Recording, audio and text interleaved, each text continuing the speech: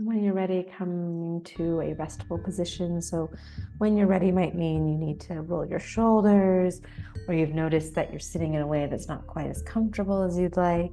So really taking time to feel like, ooh, I'm listening to this body right now. And this is what would feel best for it.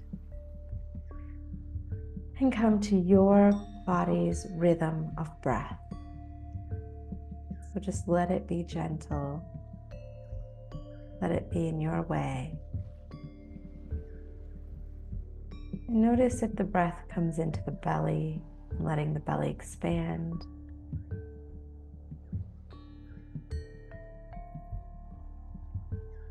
The softness in the belly. There's something so vulnerable about it. Like animals that show their belly when they're showing that they're not a threat. We know that the belly is a sensitive place. It holds so many important organs. And so to let the belly take up space, to let the belly expand, to let it be known is not a small thing.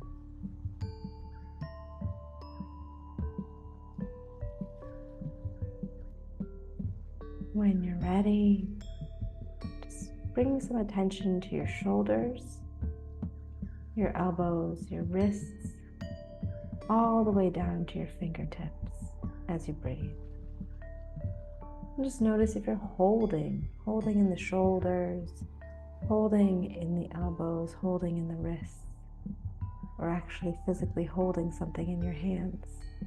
And see if there's a way with this breath and at this time you could just gently ease the whole apparatus which is connected into a softer, restful place.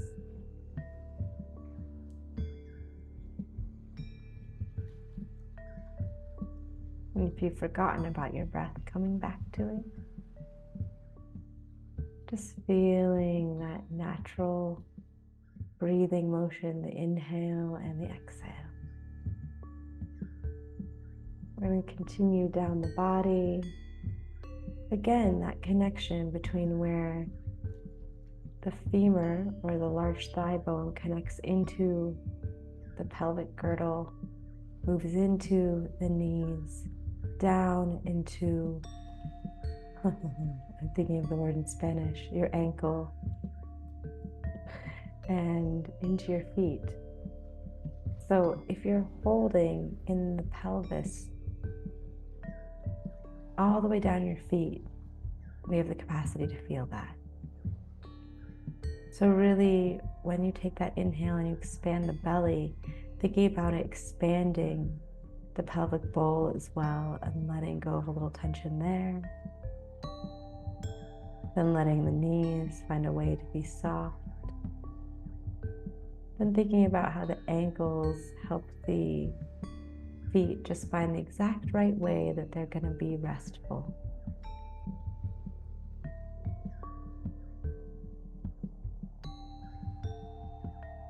And in the way that we rest the feet, we tell the feet that it's time for us to be here and be present.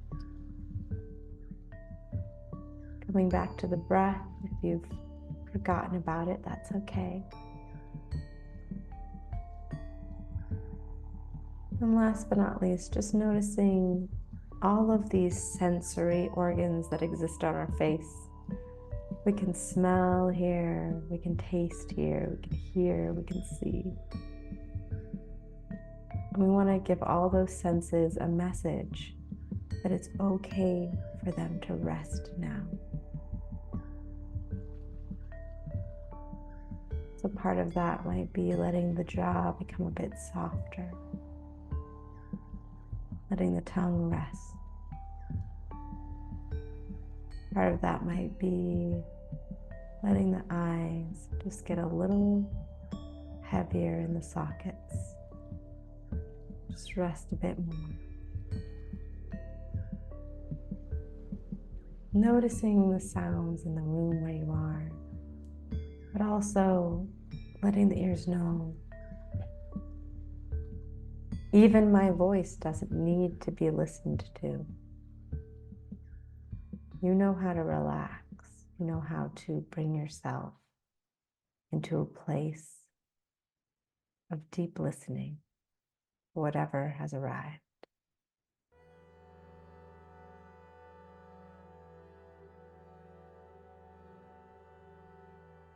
And just notice your whole body now. Is there any shift from when you first started to sit down here in this space?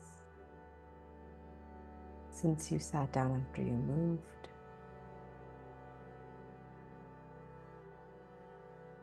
Have we found any sort of, even small, part of us that is able to just let go and rest a little bit?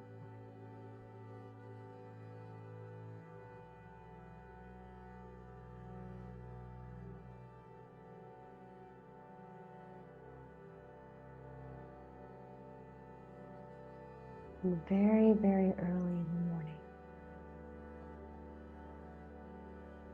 we will have the wolf moon. Tomorrow morning, in fact. But tonight is a night that the moon is shining bright.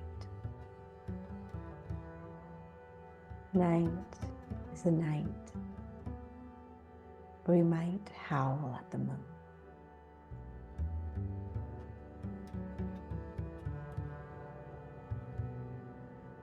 We might free our voices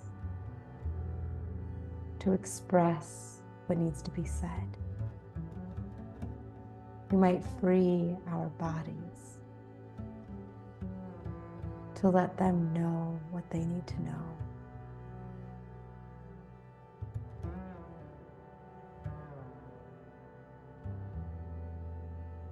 We might free our senses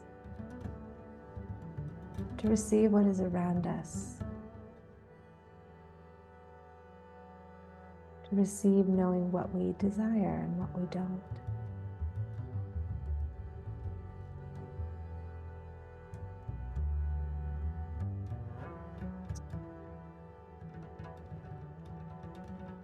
Something that I have learned recently about wolves is that it is a myth that the leader of the pack is an alpha male. It is actually an alpha female who leads the pack. She is the one who organizes the hunts. She is the one who sets the culture of the pack. And I know that all of us here, we have a pack. And so you might take a moment to imagine if your inner leader was a wolf, what would she look like? What would this wild part that knows so much and stands in her power look like? What color would her fur be? What would her ears be like?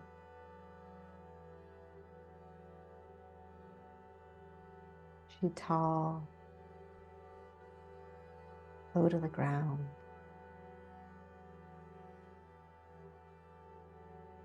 All different colors or one color.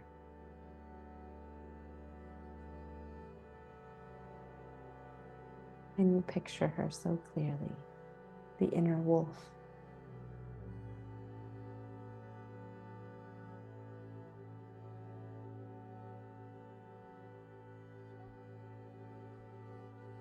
And can you see her in this big, bright, full moon? What would she be doing? Running and running, sniffing and smelling and exploring the world, searching for something, playing.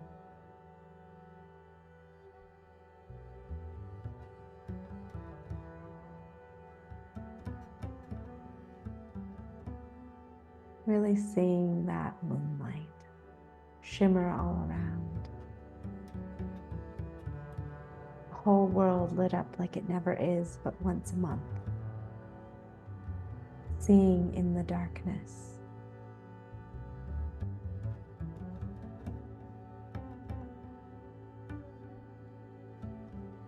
And if she had something to cry to the moon, if she had something to cry to the world that would echo off the mountains, echo into the world, what would she sing? What would this wild heart sing?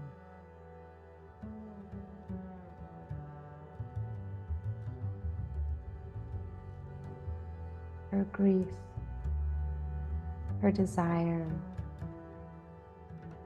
her deep longings, wishes, her knowing and wisdom, which could change with each howl to the moon, which could change with each cycle. But today she has something that must be freed, that must be said, that must be shouted, sung to the world and echoed back.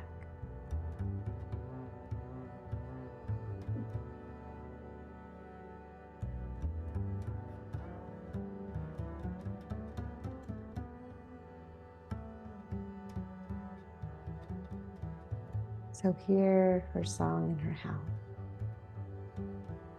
Look up at the beautiful moon, see the beauty around you. See the beauty in her.